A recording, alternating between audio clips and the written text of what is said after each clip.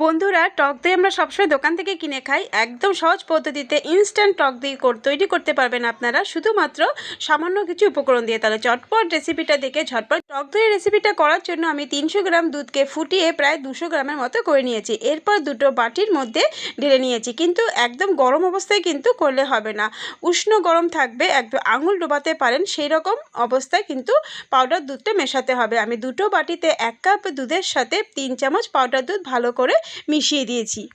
Powder দুধটা কিন্তু ভালো করে মেশাবেন যাতে ডেলা ডেলা থেকে না যায়। এরপরে আমি দুটো বাটিতেই 3 চামচ করে পাতিলেবুর রস দিয়েছি। এরপরে 2 ঘন্টার মতো আমি একটা বাটির মধ্যে রেখে ওপরে একটা থালা দিয়ে ঢেকে রেখেছি।